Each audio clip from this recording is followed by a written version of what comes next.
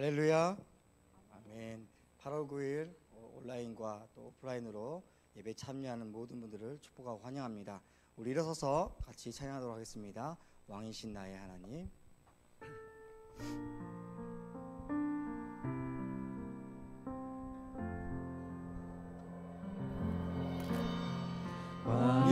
왕이신 나의 하나님, 내가 주를 높이고 영원히 주의 이름을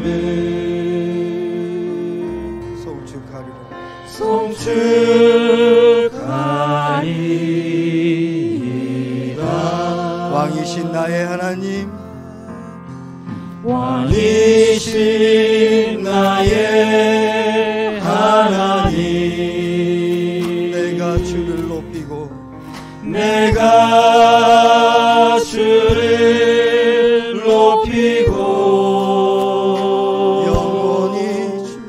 영원히 주의 이름을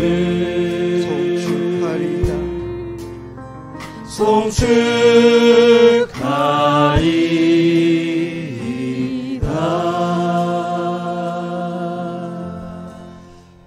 오라 우리가 여호와께 노래하며 우리의 구원의 반석을 향하여 즐거이 외치자.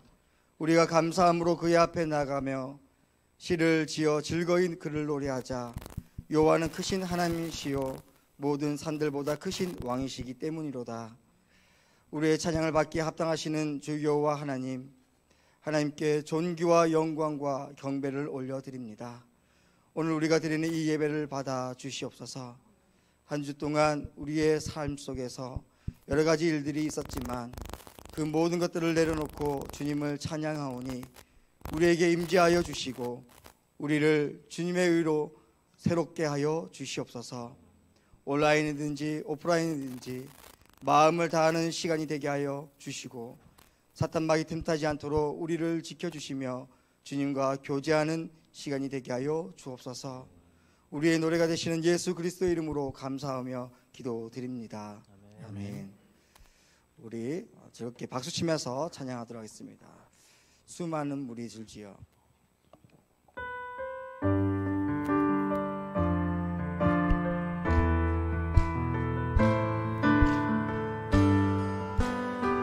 수많은 물이 줄지어. 수많은 물이 줄지어 그분을 보기 위해 따르네. 평범한 모습이신 그분 앞에 모든 무릎이 꿇어 경배하네. 모든 문제들 하나하나 죽음까지도 힘을 잃고 생명의 근원 대신 예수 이름 앞에 모든 권세들 굴복하네. 예수 이름 높이세. 예수 이름 높이세. 능력의 그 이름 예수 이름 높이세. 구원의 그 이름 예수 이름을 부르는 자 예수 이름을 믿는 자 예수 이름 앞에 나오는 자 복이 있도다. 나의 계획이 실패하고 나의 계획이 실패하고 나의 소망이 끊어질 때 나의 소망이 끊어질 때 삶의 주관자 되시는 그분 앞에 나의 무릎을 꿇어 경배하네. 나의 삶을 그분께 맡길 때 비로소 나의 마음 편하네. 구원의 반석 대신 예수의 이름을 소리 높여 찬송하네. 큰 소리로 찬양합시다. 예수 이름 높이세. 예수 이름 높이세. 능력의 그 이름 예수 이름 높이세. 구원의 그 이름 예수 이름을 부르는 자 예수 이름을 믿는 자 예수 이름 앞에 나오는 자 복이 있도다. 예수 이름 높이세. 예수 이름 높이세. 능력의 그 이름 예수 이름 높이세.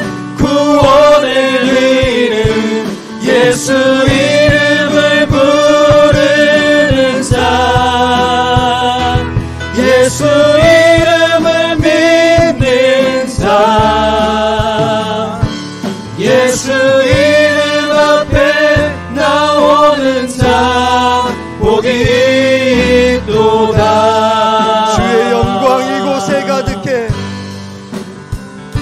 주의 영광 이곳에 가득해. 우리 손에 주님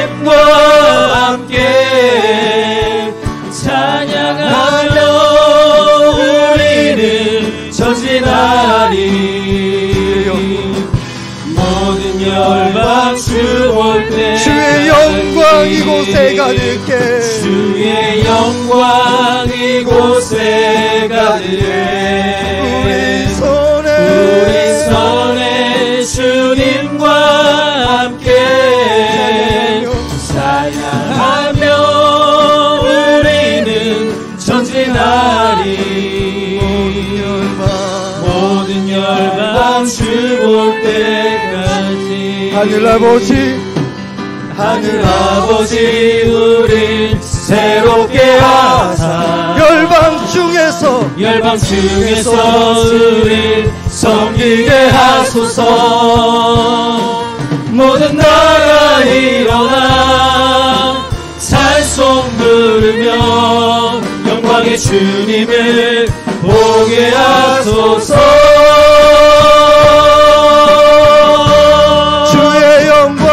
주의 영광 이곳에 가득해 우리 손에 주님과 함께 찬양하며 우리는 전진하리 모든 열방 다시 한번 고백하겠습니다. 주의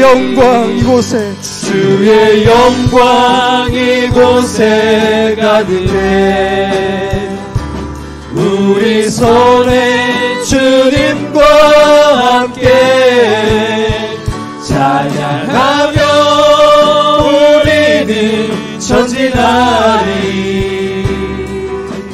모든 열방 주보 다시 한번 찬양하겠습니다. 두 손을 높이 들고 주의 영광 이곳에 가득해 우리 손에 주님과 함께 찬양하며 우리는 전진하리 모든 열방 주 볼 때까지. 아멘. 자리에 앉으시면 되겠습니다. 지금도 살아계셔서 모든 것을 주관하시는 하나님 아버지, 주님의 권능에 찬양과 영광을 올려옵나이다. 세상의 죄악으로 영원히 죽을 수밖에 없는 저희들을 사랑하시되 독생자 예수 그리스도를 희생의 제물로 내어주시기까지 저희를 사랑하셨습니다. 그분은 하나님의 독생자이셨습니다. 그리고 하나님이셨습니다. 저희 인간들을 너무 사랑하셔서 멸망으로 가는 것을 구원하시고자 고난의 십자가도 맞이하지 않으시고 골고다에 오르셨습니다. 주님, 저희들을 구원하시고자 세상에 오신 그분을 정말 사랑합니다. 사무치게 사랑하기에 세계적인 팬데믹 대유행이지만 이렇게 주일날에 온라인으로 예배의 제사를 진정한 마음으로 올려드립니다. 이 예배를 기뻐 봐주시고 한량없는 은혜로 저희들에게 나뉘어 주시길 원합니다. 조속히 코로나 사태가 지나가게 해 주시옵고 온 교우들이 다 같이 만나서 예배드리고 협력해서 주님께서 분부하신 사마리아 땅끝까지 복음 전파에 전념할 수 있도록 허락하시고 은혜 나려 주옵소서. 이번 기회를 통해서 인간의 미약함과 죄악을 깨닫게 하시고 더욱더 주님께 의지하는 모든 자들이 될 수 있도록 인도하여 주옵소서. 온라인 예배로 많은 분들이 참여하고 있습니다. 어디에 있든지 성령께서 같이 하시길 원하오며 믿음이 약해지지 않도록 성령 충만으로 예배에 같이 할 수 있도록 축복하여 주옵소서. 주님께서 세우신 우리 교회를 축복하시고 각 교관들이 어려운 상황에서도 행사를 진행하고 있습니다. 청년부 브라인 예배, 어제 마친 청소년 수련회, 부조장 모임, 목자 목녀 모임, 당회까지 등 모든 스케줄을 진행하고 있습니다. 힘들고 어렵지만 주님의 일이기에 같이 하고 따라가고자 합니다. 주님 기뻐 받으시고 축복으로 은혜로 인도하여 주옵소서. 평생을 주님의 명예를 지고 가시는 담임 목사님, 오늘도 주님께서 목사님을 단위에 세우셨습니다. 성령의 두루마리를 입혀주셨습니다. 내 길을 더 잘 아시는 주님, 이란 제목의 말씀입니다. 주의 말씀에 그의 말씀이 성령의 말씀입니다. 입술을 조안하시고 듣는 자의 심령이 새로워지게 하여 주옵소서. 건강을 책임져 주시고 보필하시는 세 분의 목사님께도 항상 성령이 같이 하셔서 하시는 말씀마다 듣는 자가 은혜가 되게 하여 주옵소서. 교회를 위해서, 주님을 위해서 매일 수고하시는 분들이 많이 있습니다. 그들의 수고가 하늘의 양식이 되게 하시고 모든 분들께 은혜가 될 것입니다. 오프라인으로 온라인으로 드리는 저희를 기뻐 받아 주시옵고 저희들에겐 축복으로 인도하여 주옵소서. 이 말씀 예수님의 이름으로 기도합나이다.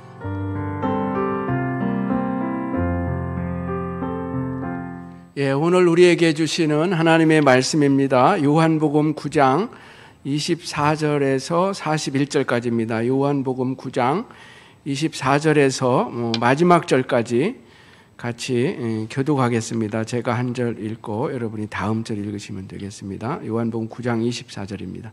이에 그들이 맹인이었던 사람을 두 번째 불러 이르되 너는 하나님께 영광을 돌리라. 우리는 이 사람이 죄인인 줄 아노라. 대답하되 그가 죄인인지 내가 알지 못하나 한 가지 아는 것은 내가 맹인으로 있다가 지금 보는 그것이니이다. 그들이 이르되 그 사람이 네게 무엇을 하였느냐? 어떻게 네 눈을 뜨게 하였느냐? 대답하되 내가 이미 일렀어도 듣지 아니하고 어찌하여 다시 듣고자 하나이까?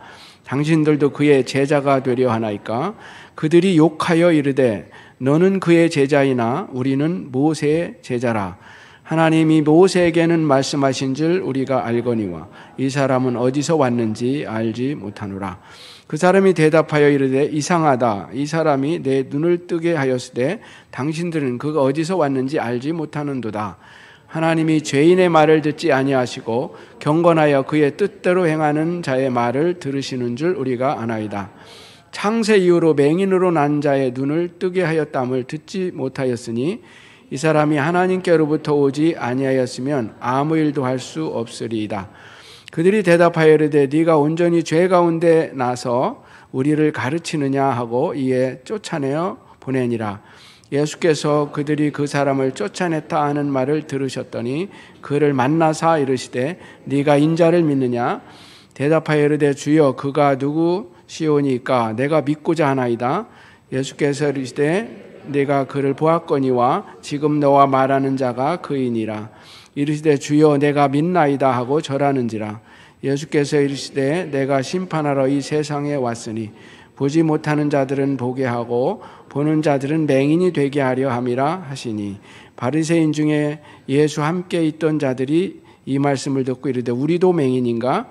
예수께서 이르시되 너희가 맹인이었더라면 죄가 없으려니와 본다고 하니 너희 죄가 그대로 있느니라. 아멘. 하나님의 말씀입니다. 예, 교회 소식 몇 가지 전합니다. 지난주에 이어서 수요일날 저녁에 이번 주에도 성경 읽기, 온라인 성경 읽기 예배가 있습니다. 이번 주에는 마태복음 14장에서 28장까지 이제 읽게 될 텐데 온 가족이 많은 분들이 온라인으로 함께 동참하기를 부탁드립니다. 재직 부서장이가 오늘 1시에 온라인으로 있습니다. 청소년부 예배, 현장 예배가 오늘부터 리오픈이 됩니다. 지난 금요일하고 토요일 날 성경 통독 수련회가 있었는데 은혜 중에 잘 맞춰서 감사하고요. 오늘부터 온라인 예배, 오프라인 예배가 다시 시작이 되는데 우리 아이들 보내주시고 또 20명까지 이렇게 제한한다고 하니까 신청을 해주시면 고맙겠습니다. 목장별 성경 쓰기 운동을 지금 벌이고 있는데요. 어떤 목장은 아직 아마 시작을 못하신 목장이 있는 것 같아요. 우리 목장별로 구약 시편이나 또는 잠언 또는 마가복음을 목장별로 한 권을 선택하셔서 각자 쓰는 겁니다.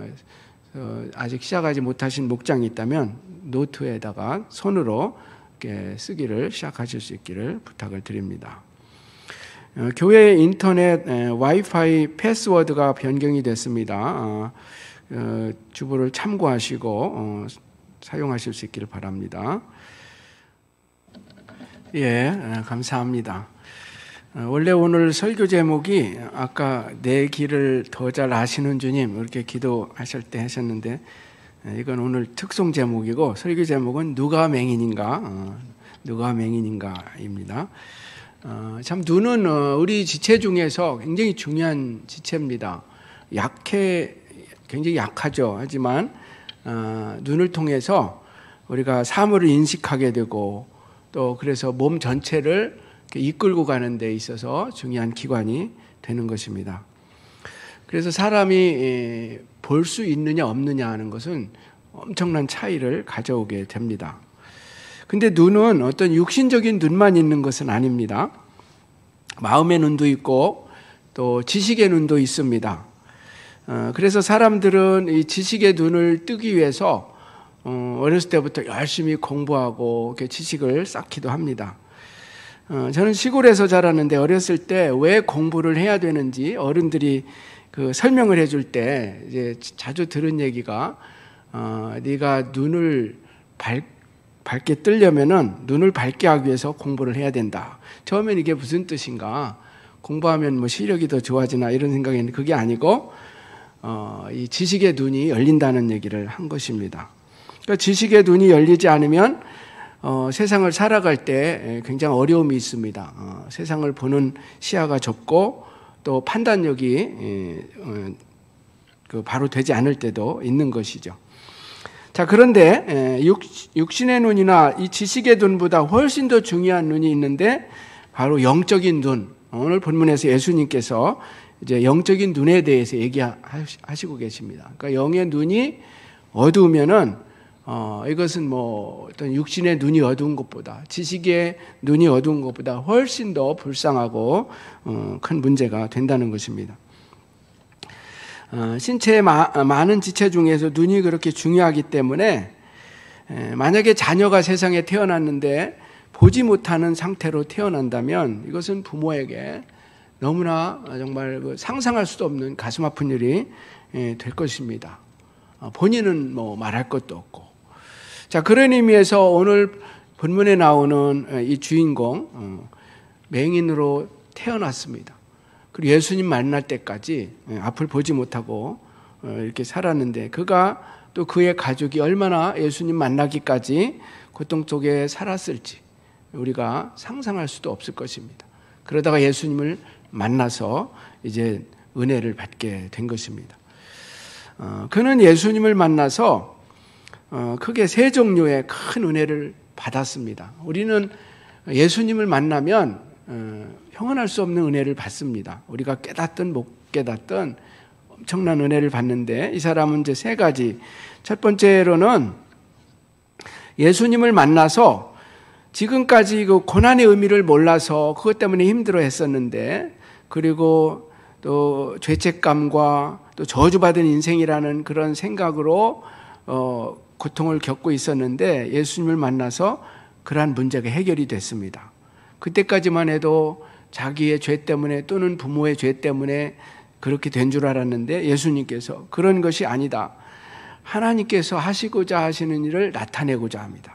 또 하나님의 영광을 위해서 그런 일이 일어났다는 것을 얘기를 들었을 때 큰 위로를 받게 된 거죠. 그를 짓눌렀던 이런 죄책감과 어떤 저주의식에서 해방될 수 있었던 것입니다. 그 다음에 두 번째로 그는 실제로 눈을 뜨는 은혜를 받았어요. 육신적인 치료를 받았습니다. 그 전에 한 번도 보지 못했던 눈이 뜨여지게 되고 사물을 보고 사랑하는 사람들의 얼굴도 보는 그런 은혜를 받게 된 것입니다. 그가 표현한 대로 창세 이후로 태어나서 맹인되었던 사람이 눈 뜬 예가 없었는데, 당시에는 이제 그렇죠. 오늘날은 뭐 의학적으로 눈을 뜨게 하는 경우도 있지만은 당시에는 그런 적이 없었는데 예수님을 만나서 눈이 떠개지는 그런 기적을 체험한 거예요. 이것은 홍해 바다가 갈라진 것과 같은 체험을 한 것이죠. 세 번째로 이보다 더 큰 은혜가 뭐냐면 예수님을 만난 거예요. 예수님을 믿게 된 것입니다. 예수님이 그리스도고 메시아라는 것을 발견하게 된 것이, 이것이 이제 핵심이에요. 영의 눈이 열린 것입니다. 자, 반면에 오늘 본문에 보면은, 자, 육신의 눈은 멀쩡하였지만 영적으로 맹인된 사람들이 있었어요. 그들이 누굽니까? 오늘 본문에 보면은 종교인들이었고 바리새인들이었습니다. 이 당시 바리새인들은 누구보다도 성경을 많이 연구하고 또 열심히 신앙생활하던 사람들이었는데 왜 메시아를 알아보지 못했을까? 그 점이 참 궁금하죠. 사람들이 그 예수님 때문에 눈을 뜨게 된 사람을 데리고 바리새인들에게 갑니다. 그들이 왜 그 동네 사람들이 눈을 뜬 사람을 바리새인에게 데려갔는지 우리는 정확히 알 수는 없어요. 근데 좋은 의미로 데려간 것 같지는 않습니다. 가서 이제 거기에서 신문을 받는 것을 보면 좋은 의미로 데려간 것 같지는 않습니다. 요한복음 9장 13절에 보면은 이런 말씀이 나오죠. 그들이 전에 맹인이었던 사람을 데리고 바리새인들에게 갔더라. 근데 그날이 안식일이었어요. 예수님이 치유해 주신 날이 안식일이었는데 그것이 문제가 되었던 것 같아요. 그래서 요한은 성경을 기록하면서 그 점을 이제 기록을 했습니다. 요한복음 9장 14절 예수께서 진흙을 이겨 눈을 뜨게 하신 날은 안식일이라. 안식일이 어떤 것이 중요한 그런 지금 이야기를 풀어가는 데 있어서 중요한 요인이 되는 것입니다. 사도 요한이 맹인의 눈뜬 이야기를 하면서 안식일 얘기를 한 것은 이 안식일 때문에 바리새인들이 지금 걸림돌이 된 거예요. 그래서 예수님을 믿지를 못했다는 거죠. 그 안식일, 그 율법에 대한 그들의 견해 때문에 율법에 대한 잘못된 인식 때문에 생각 때문에 메시아로 오신 예수님을 믿지 못하게 되었다는 것을 설명하기 위해서 지금 그 얘기를 하고 있는 것입니다. 이 바리새인들은 율법주의자들이었습니다. 그래서 안식일이나 할례와 같은 율법 그리고 그들이 세워놓은 어떤 전통을 지킴으로써 사람이 의롭게 되고 구원을 받을 수 있다고 생각을 했습니다.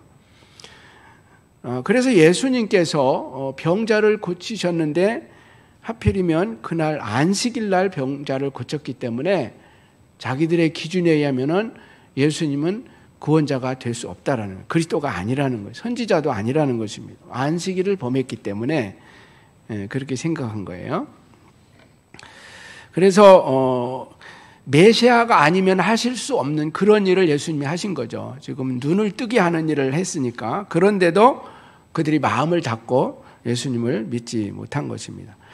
여러분, 사람은요 믿고 싶은 대로 믿는 경향이 있어요. 사실이냐 아니냐를 떠나서 사람들은 믿고 싶은 대로 믿고 싶어 하는 거예요. 믿는 것입니다. 그래서 요즘에 아마 거짓 뉴스들이 판을 치는 것 같아요. 다 사실이 아닌데도 알면서도 믿고 싶은 대로 믿는 거예요. 그래서 계속 거짓 뉴스를 보는 사람들도 있는 것입니다. 자, 요한복음 9장의 이 바리새인들은 나면서부터 맹인된 사람을 이제 데려다 놓고 신문을 하게 되는데 아마 믿어지지 않았기 때문에 그렇겠죠. 신문하고 또 신문합니다. 그 사람을 데려다 놓고 물어보고 또 부모를 불러와서 물어보고 또 다시 두 번째로 불러서 또 물어보고 합니다.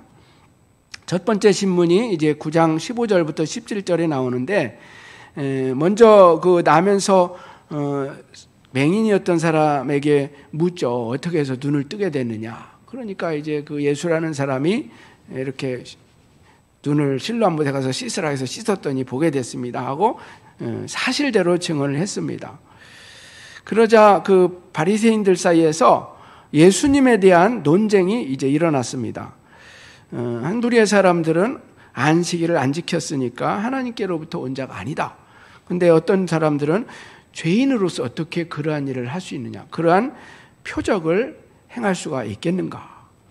그러자 이제 부모를 불러오죠. 18절부터 23절입니다. 근데 부모는 직접적인 대답을 하질 않아요. 이 아이가 어떻게 눈 떠졌느냐 물어도 직접적으로 얘기를 하지 않습니다. 이 아들이 내 아들인 거 맞고요. 또 맹인으로 태어난 것도 많습니다. 그런데 눈을 어떻게 띄어졌는지는 저는 잘 모릅니다. 그가 지금 장성하였으니 아들이 다 큰 사람이니까 직접 물어보세요. 근데 성경에서 설명하기를 그렇게 대답한 것은 몰라서 그런 게 아니라 잘못 대답하면 유대교에서 출교당할까 봐 두려워서 부모가 그렇게 대답을 했다는 것이죠. 그러자 재차 오늘 본문입니다. 이제 우리가 읽은 24절부터 두 번째 맹인을 또 소환해 가지고 어떻게 해서 눈을 뜨게 됐느냐 하면서 이제 대화가 이루어집니다. 근데 대화가 굉장히 좀 긴장을 갖게 하죠. 그러면서 또 신학적인 대화로도 이어지게 됩니다. 근데 신기한 것은 성경을 많이 알았던 바리새인들보다 맹인이었다가 눈을 뜬 그 사람이 더 확신을 가지고 지금 얘기를 하고 있는 것입니다. 그리고 더 진리를 또 깨닫게 된 것이죠. 성경을 많이 알았던 사람들보다 오히려 이 사람이 성경의 말씀의 그 핵심을 본질을 더 파악하고 있다라는 것입니다. 이 부분에서 우리는 영적인 지식이라는 것은 단순히 성경 지식이 많은 것만 가지고는 깨달아지는 것이 아니다라는 것을 우리가 알 수 있어요. 그러니까 신학교 교수라든지 성경 지식이 많은데도 예수님을 못 믿는 사람이 나오는 거예요. 그 지식은 우리를 교만하게 하여서 진리에서 멀어지게 할 수도 있다라는 것입니다. 참된 영적인 지식은 그래서 체험이 꼭 필요하다라는 것이죠. 성령께서 우리의 눈을 열어 주셔야 우리가 진리를 바로 보고 깨닫게 된다는 것입니다. 어떤 면에서 초신자였던 그 맹인이었던 사람은 점점 더 예수님을 알아가고 영적으로 깊어져요. 그리고 진리를 깨닫게 됩니다. 그런데 성경을 많이 알았던 바리새인들은 안타깝게도 하나님의 하시는 일을 깨닫지 못하고 메시아를 알아보지 못하고 계속 영적인 맹인으로 살게 되는 것입니다. 정반대 현상이 일어나게 된 거예요. 그 점이 참 이상한데 오늘 본문에 나오는 그 맹인이었던 분도 그게 참 이상하다. 그것을 고백을 해요. 그 30절부터 34절까지 그 사람이 대답하여 이르되 이상하다. 이 사람이 예수님이죠. 이 사람이 내 눈을 뜨게 하였으되 당신들은 그가 어디서 왔는지 알지 못하는도다. 하나님이 죄인의 말을 듣지 아니하시고 경건하여 그의 뜻대로 행하는 자의 말을 들으신 줄 우리가 아나이다. 창세 이후로 맹인으로 난 자의 눈을 뜨게 하였dam을 듣지 못하였으니 이 사람이 하나님께로부터 오지 아니하였으면 아무 일도 할 수 없으리이다. 그들이 대답하여 이르되 네가 온전히 죄 가운데서 나서 우리를 가르치느냐 하고 이에 쫓아내어 보내니라. 여러분, 거짓과 편견은 진리를 이길 수 없습니다. 바리새인들은 진리를 이길 수 없는 거죠. 이길 수 없자 권위로 진리를 짓눌렀습니다. 그래서 그 맹인이었던 사람을 쫓아내고 만 것이죠. 그렇다고 진리가 사라지는 것이 아니죠. 진리를 덮을 수 있는 것도 아닙니다. 자, 여기에서 이제 우리가 좀 생각해 봐야 될 점이 있어요.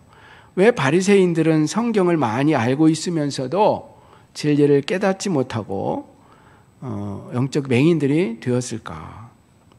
왜 그들은 진리를 알아보지 못했을까? 한마디로 얘기하면은 그들의 교만 때문이고 또 영적 자만 때문이었습니다. 예수님께서 그들의 잘못을 얘기해 주시면서 마지막 절에서 너희가 본다고 하니 죄가 그대로였다 이런 말씀. 본다고 한 자기들은 보는 사람이다. 자기들은 영적으로 지식이 있다. 영적인 눈이 뜨여져 있다. 그렇게 자만하고 있는 거예요. 그런데 자만 때문에 오히려 눈이 가려지게 된 것입니다. 그러나 맹인이었던 사람은 눈이 안 보이니까 본다고도 말할 수도 없고 그래서 예수님 앞에 나와서 예수님이 말씀하시는 대로 순종했고 그래서 눈도 뜨게 되고 예수님을 또 알게 된 것입니다. 그러니까 마음이 가난했던 것이죠. 바리새인들은 마음이 영적 자만에 빠져 있었고 반면에 맹인이었던 사람은 마음이 가난했던 거예요. 그래서 예수님을 알아보게 된 것입니다. 자, 그들의 교만의 근거가 무엇이었습니까? 바리새인들의 교만의 근거는 바로 율법이었어요. 그러니까 그 안식일 문제를 가지고 좀 얘기하는 거예요. 율법이었습니다. 안식일법과 율법으로 의롭게 돼야 된다고 생각했고 자기들은 그래서 의롭다라고 생각을 한 것입니다. 그러나 이것은 율법에 대해서 그들이 굉장히 잘못 알고 있었던 것이죠. 사도 바울의 이야기에는 사도 바울도 바리새인 중에 한 사람이었어요. 율법으로 의롭게 하고 싶었지만은 그렇게 할 수 없다. 그것을 바울은 깨달았어요. 율법을 다 지킨다면은 가능하겠지만 그렇게 할 사람이 아무도 없으니 율법으로는 의롭게 될 수 없다. 그런데 바리새인들은 여전히 율법으로 의롭게 될 수 있다고 생각을 한 것입니다. 로마서 3장 20절을 보세요. 그러므로 율법 행위로 그의 앞에 의롭다 하심을 얻을 육체가 없나니 율법으로는 죄를 깨달음이니라. 그래서 사람은 누구나 하나님 앞에서 자기 의를 주장해서는 안 되는 것입니다. 그러니까 자기가 죄인인 것을 고백해야지 자기 의를 주장해서는 안 된다는 것이죠. 성경에 보면 하나님의 은혜를 진심으로 깨달은 사람들은 한결같이 자기가 죄인인 것을 고백했지 의인인 것을 주장하지는 않았다는 것입니다. 이사야 선지자가 환상 중에 하나님의 거룩한 보호자를 보았습니다. 이사야서 6장이에요. 그리고 그가 어떤 고백을 합니까? 나는 화로다. 나는 망하게 되었다. 이런 말을 해요. 이사야 6장 5절. 그때 내가 말하되 화로다. 나여 망하게 되었도다.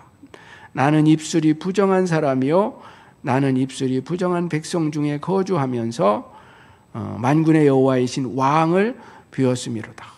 나는 너무나 부정합니다. 선지자로 부름을 받았지만 입술이 부정한데 어떻게 선지자의 사명을 감당할 수 있습니까? 자기의 죄를 바라보면서 안타까워했죠. 이게 바로 은혜 받은 사람의 어떤 모습이라는 거예요. 베드로, 예수님의 제자 베드로 부름받은 이야기 아실 겁니다. 밤새도록 고기를 잡았지만 잡지 못했어요. 그런데 예수님께서 아침에 깊은 데로 가서 그물을 내리라. 그래서 순종해서 그물을 내렸더니 고기가 엄청나게 잡힌 거예요. 예수님의 신성을 거기서 발견합니다. 근데 그 다음에 어떻게 반응합니까? 예수님 말씀대로 하니까 고기가 많이 잡혔으니까 우리 같이 동업합시다. 그렇게 한 게 아니죠. 자기의 죄를 고백하면서 예수님을 나를 떠나가세요. 이런 말을 합니다. 누가복음 5장 8절이죠. 시몬 베드로가 이를 보고 예수의 무릎 아래 엎드려 가로되 주여 나를 떠나소서 나는 죄인으로소이다. 이게 떠나라는 게 예수님 필요 없다가 아니라 내가 죄인이기 때문에 어떻게 하나님의 아들 당신을 가까이 할 수 있겠습니까? 이제 그런 자기 죄에 대한 고백인 것이죠. 사도 바울도 예수님을 만나고 은혜를 받고 난 다음에 자기의 죄성을 아주 크게 느꼈어요. 디모데전서 1장 15절에 보면은 이런 고백하죠. 미쁘다 모든 사람이 받을 만한 이 말이요. 그리스도 예수께서 죄인을 구원하시려고 세상에 임하셨다 하였도다. 죄인 중에 내가 괴수니라. 자기가 죄인 중에 괴수라고 고백을 합니다. 그러니까 하나님을 인격적으로 만난 사람들은 공통적으로 어떤 생각이 있냐면 자기의 죄성을 느끼면서 나는 죄인입니다. 그런 고백을 하는 거죠. 근데 바리새인들은 그 예수님 앞에 있었던 이 바리새인들은 그런 죄에 대한 의식은 없고 의인 의식만 있었던 거예요. 율법을 자기들은 잘 지키고 있고 그래서 의인이다 이런 생각을 한 거죠. 자, 율법의 기능은 무엇일까요? 그렇다면 율법을 하나님께서 왜 주셨을까요? 율법이 나쁜 것이거나 필요 없는 것은 아니라는 것이죠. 자, 율법을 주신 이유, 율법의 기능 첫 번째는 죄를 깨닫게 하는 거예요. 아까 그 9절에서도 나와 있었고요. 로마서 7장 7절 8절에서는 더 자세하게 사도 바울이 얘기합니다. 그런즉 우리가 무슨 말하리요? 율법이 죄냐? 그럴 수 없느니라. 율법으로 말미암지 않고는 내가 죄를 알지 못하였으니 곧 율법이 탐내지 말라 하지 아니하였더라면 내가 탐심을 알지 못하였으리라. 그러나 죄가 교회를 타서 계명으로 말미암아 온갖 탐심을 이루었나니 이는 율법이 없으면 죄가 죽은 것이라. 아멘.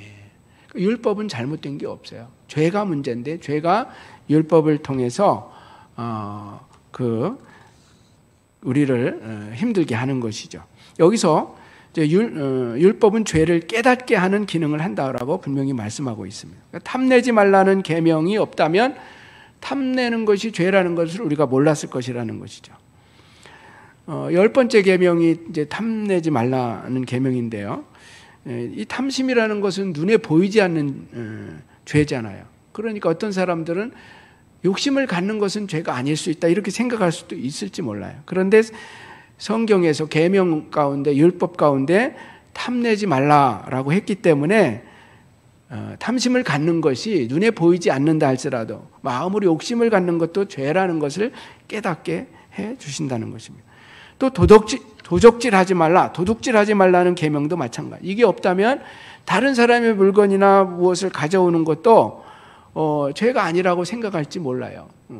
실제로 공산주의 국가에 살던 사람들 가운데 보면은 이 도둑질을 죄라고 여기지 않은 사람들도 있었어요.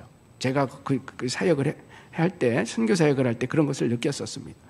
그러나 이 말씀에 비추어 보니까 이게 죄라는 것을 깨닫게 하는 거죠. 그러니까 율법의 첫 번째 기능은 우리를 율법으로 구원을 얻기 위한 것이 아니라 죄를 깨닫게 하는 거예요. 그리고 두 번째 기능이 뭐냐면 내가 죄를 깨달았으니까 이제는 그리스도께로 인도하는 기능을 하는 거예요.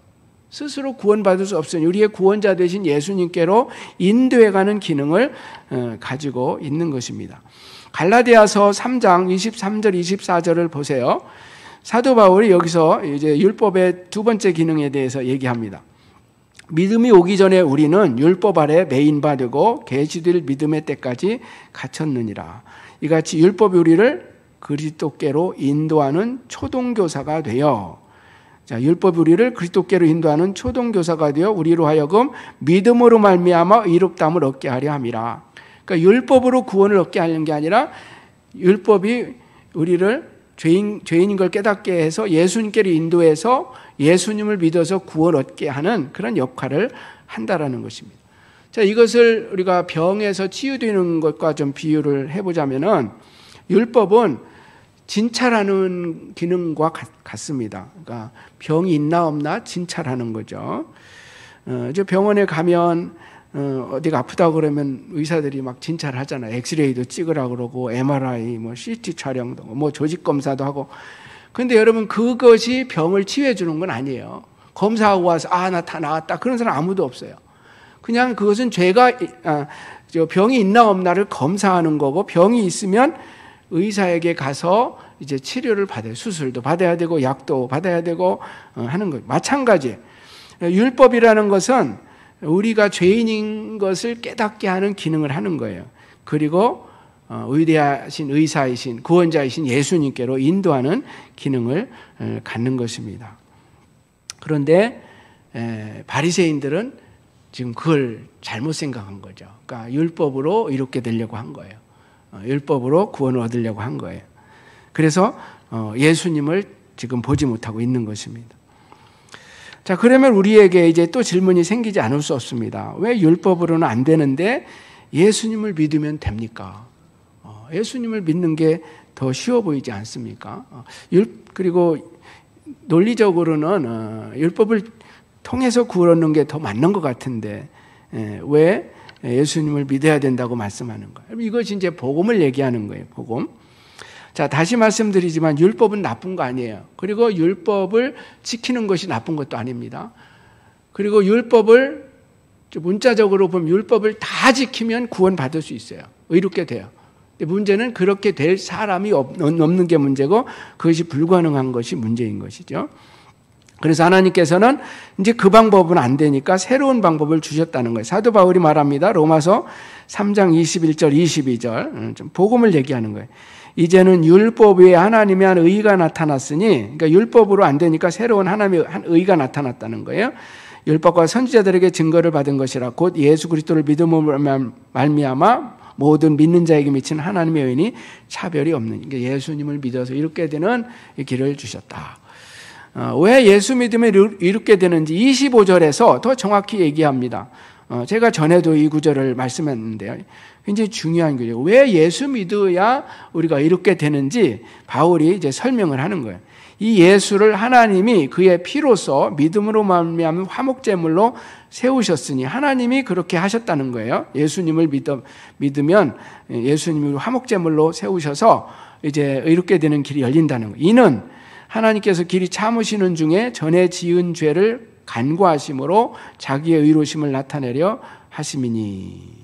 그래서 예수님이 화목제물이 되어주셨기 때문에 예수 믿으면 하나님께서 우리가 율법을 다 지키는 것처럼, 다 지킨 것처럼 그렇게 봐주신다는, 우리 죄를 다 관과해 주시고 우리를 의롭다고 인정을 해 주시는 것입니다. 로마서 8장에서도 또 설명을 합니다. 왜 예수님의 십자가 사건이 율법을 이루셨는지, 완성하셨는지를 또 설명해요. 로마서 8장 3절 4절. 율법이 육신으로 말미암아 연약하게 할 수 없는 그것을 하나님은 하시나니, 그러니까 율법은 우리 인간이 약해서 그 방법으로 안 된다는 거예요. 그래서 하나님이 새롭게 하셨는데 그 죄로 말미암아 자기 아들을 죄 있는 육신의 모양으로 보내어 육신의 죄를 정하사 육신을 따르지 않고 그 영을 따라 행하는 우리에게 율법의 요구가 이루어지게 하려 하심이라. 그래서 율법이 요구하는 것을 예수님이 다 이루셨다는 거예요. 그래서 이제 예수 믿으면은 율법을 다 지킨 것과 같은 효과를 얻게 되었다. 즉 의롭게 되었다는 것입니다.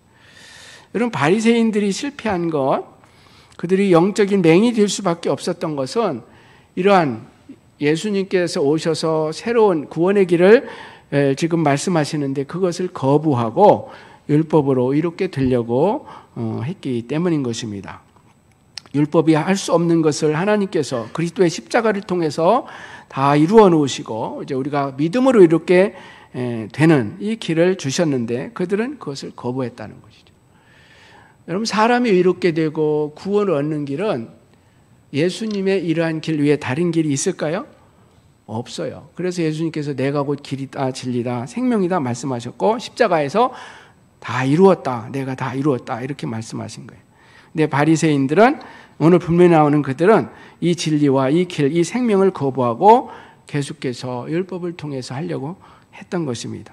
그래서 예수님께서 너희가 본다고 하니 아직 죄가 너희 주가 그대로 있다. 겸손히 주님을 받아들여야 되는데 교만하여서 필요 없다고, 이미 보니까, 본다고 하니까 더 이상 구원자가 필요 없게 된 것입니다. 그래서 여러분, 복 중에서 첫 번째 복이 뭔지 아세요? 예수님이 말한 8복 중에 첫 번째 복이 뭐예요? 심령이 가난한 자는 복이 있네. 마음이 가난한 게 복이에요. 나는 스스로 이렇게 될 수 없습니다. 나는 죄인입니다. 주님이 필요합니다. 그런 마음을 갖는 사람이 진짜 이제 복 있는 사람인 것이죠. 여러분 중에 이 은혜의 복음을 깨닫지 못하는 분이 아무도 없기를 축원합니다. 죄인인 것을 인정하시고 예수님이 십자가에서 이루신 것을 믿음으로 받아들이실 수 있길 바랍니다. 인간이 의롭게 되는 길은 오직 우리를 위해서 십자가에서 죽으시고 부활하신 예수님을 믿는 길밖에 없는 것입니다.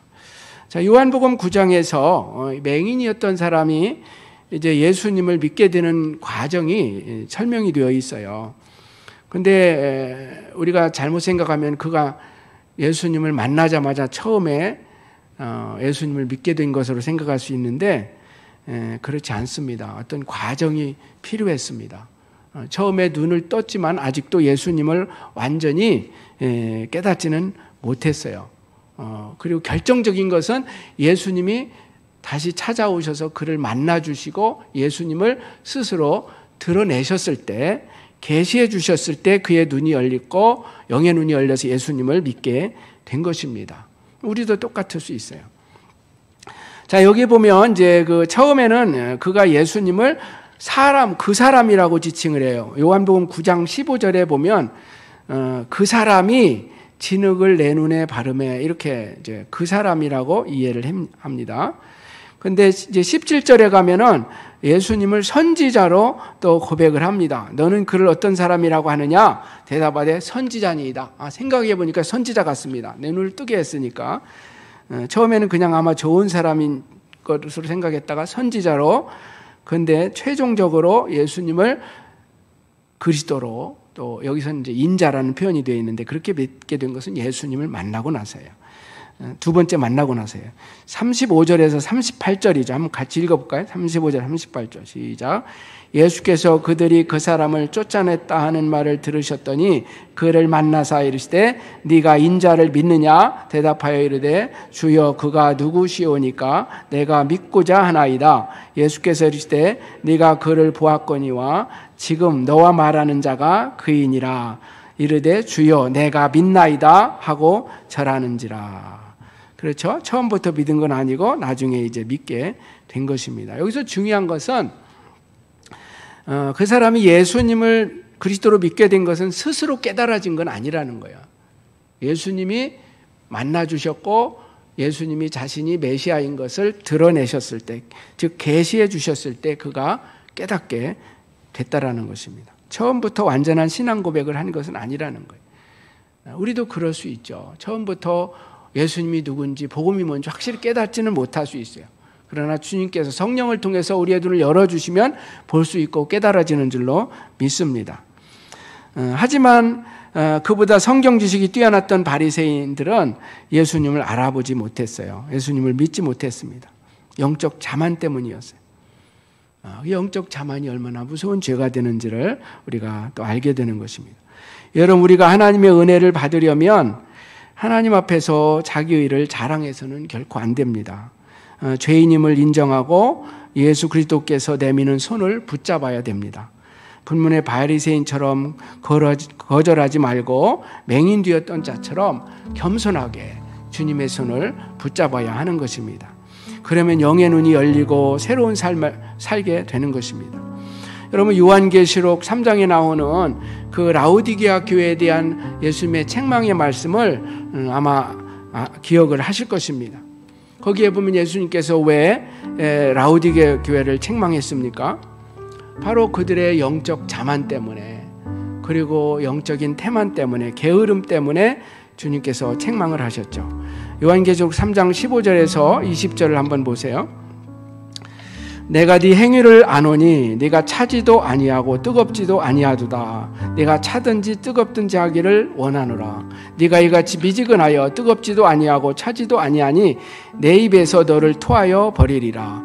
네가 말하기를 나는 부자라 부유하여 부족한 것이 없다 하나 네 곤고한 것과 가련한 것과 가난한 것과 눈먼 것과 벌거벗은 것을 알지 못하는도다. 내가 너를 권하노니 내게서 불로 연단한 금을 사서 부유하게 하고 흰옷을 사서 입어 벌거벗은 수치를 보이지 않게 하고 안약을 사서 눈에 발라 보게 하라. 무릇 내가 사랑하는 자를 책망하여 징계하노니 그러므로 내가 열심을 내라 회개하라. 볼지어다 내가 문 밖에 서서 두드리노니 누구든지 내 음성을 듣고 문을 열면 내가 그에게로 들어가 그와 더불어 먹고 그는 나와 더불어 먹으리라. 아멘.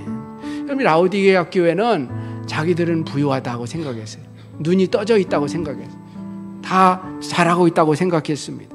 그러니까 그것이 문제였다는 거예요. 그러다 보니까 열심을 내지 않았어요. 미지근한 신앙생활을 했습니다. 차지도 않고 덥지도 않고. 그래서 주님께서 그들을 책망하고 계신 것입니다. 사랑하는 성도 여러분, 오늘 성경의 이야기를 통해서 우리 자신을 한번 바라봤으면 좋겠어요. 과연 나는 영적인 눈이 떠여져 있는가? 육신의 눈은 떠 있지만 영적으로는 혹시 맹인이 아닌가? 영적 자만과 게으름에 빠져서 신앙생활하고 있지는 않은가? 여러분, 누가 맹인이라고 생각하세요? 눈은 멀쩡한데 예수님도 알아보지 못하고 자기 의에 빠져서 살아가는 사람이 맹인입니까? 아니면 오늘의 본문의 주인공처럼 신체적인 장애를 가지고 살아가지만, 장애를 가지고 있지만 영의 눈이 떠지고 예수님을 알고 믿고 순종하며 사는 사람일까요? 육신의 눈이 밝은 것도 좋지만 훨씬 중요한 것은 영적인 눈이 밝아야 되고 떠져야 하는 것입니다. 예수 그리스도를 믿고 하늘의 소망 가운데 살아가는 것입니다. 여러분, 세상 것들, 세상의 어떤 육신적인 것들은 금방 지나갑니다. 금방 영원하지 않습니다. 여러분 중에 아무도 육신은 건강한데 영적으로 병들거나 영의 눈이 어두운 자들이 없기를 주님의 이름으로 축원합니다. 그리스도로 인하여서 눈이 밝아져서 영적으로 건강한 눈을 가지고 깨어있는 그런 신앙생활하는 저와 여러분 되기를 주의 이름으로 축원합니다. 우리 같이 찬양 한 곡 부르고 기도하는 시간 가지려고 합니다. 갈라디아서 2장 20절 가지고 만든 노래인데요. 내가 그리스도와 함께 십자가에 못 박혔나니, 이 찬양 가사를 생각하면서 부르고 같이 기도하는 시간 갖겠습니다.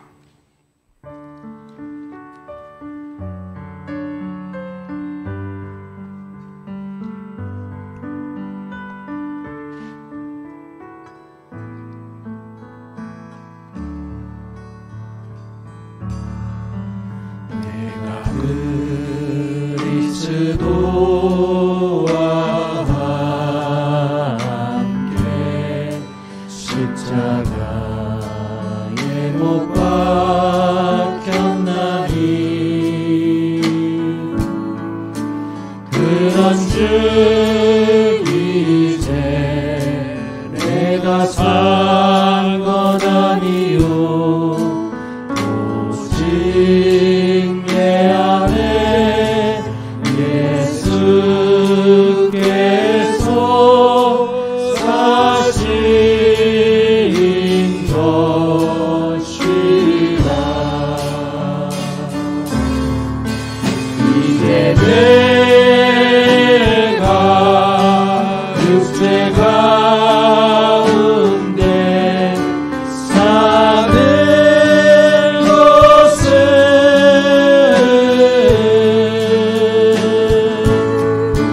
나를 사랑하사 자기 몸 버리신 예수 위에 산 것이라.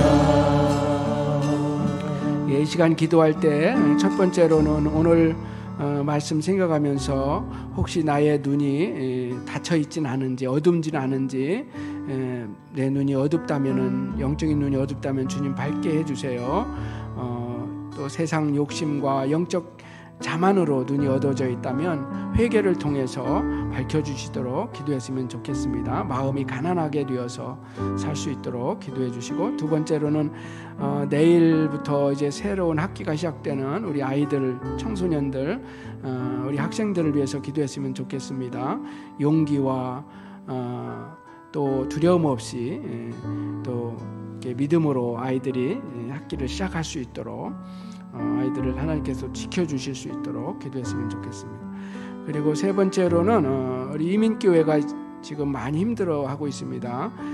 미국에 있는 많은 이민교회들을 하나님 이 어려운 때를 지켜주실 수 있도록 기도해 주시고, 네 번째로는 지금도 어려움에 처해 있는 우리 형제자매들이 있습니다. 가까이 있는 분들 있습니다. 질병으로 고통을 겪는 분들도 있고요, 경제적으로 어려운 분들도 위해서 기도해 주.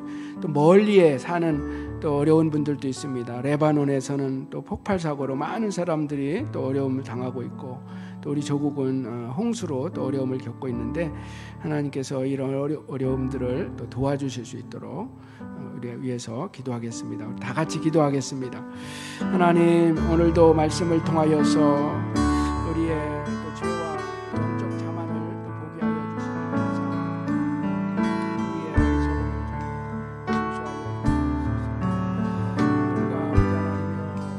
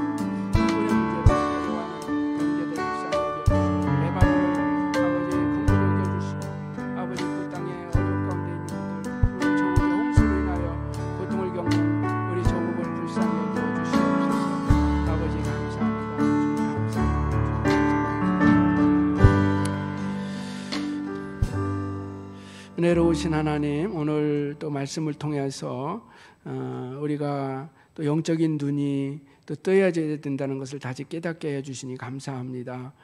영적 자만과 또 게으름을 버리게 하여 주시고 겸손한 마음으로 가난한 영혼으로 주님을 바라보며 또 의지하며 믿음으로 살아가는 저희들 되게 하여 주시옵소서. 주님, 지금도 코로나로 인해서 여러 가지 어려움 가운데 사는 분들이 있습니다. 또 새학기를 앞두고 있는 우리 아이들이 있습니다. 하나님 긍휼히 여겨주시고 또 지켜 보호하여 주시며 이번 한 학기도 승리할 수 있게 하여 주시옵소서. 하나님, 오늘도 주님 앞에 나올 때에 또 가정에서 예배하면서 하나님께 귀한 예물을 또 준비하여 드린 손길과 가정들이 있습니다. 사랑의 표시고 또 믿음과 헌신의 표시입니다. 하나님, 예물들을 기쁘게 받아주시고 또 기억하여 주시옵소서. 우리 성도들 각 가정에 필요한 은혜와 복으로 주님 넘치도록 채워주시고 보호하여 주시고 또 주님께서 이 귀한 예물들을 또 주의 나라와 영광을 위해서 또 귀하게 사용하여 주시옵소서. 우리 자녀들 어디에 있든지 눈동자처럼 지켜 보호하여 주시고 또 저들을 통해서 역사하시고 영광받아 주시옵소서. 지금은 우리 주 예수님의 은혜와 하나님 아버지의 영원하신 사랑과 성령의 교통하심이 거룩한 주일을 기억하고 함께 영과 진리로 예배하고 또 한 주간의 삶을 주님과 동행하며 승리하기를 다짐하는 우리 모든 성도님들 위해 그리고 각 가정 위에 전 세계에 흩어져 복음 전하는 또 선교사님들을 위해 이제부터 영원까지 함께 하옵시기를 간절히 축원하옵나이다. 아멘.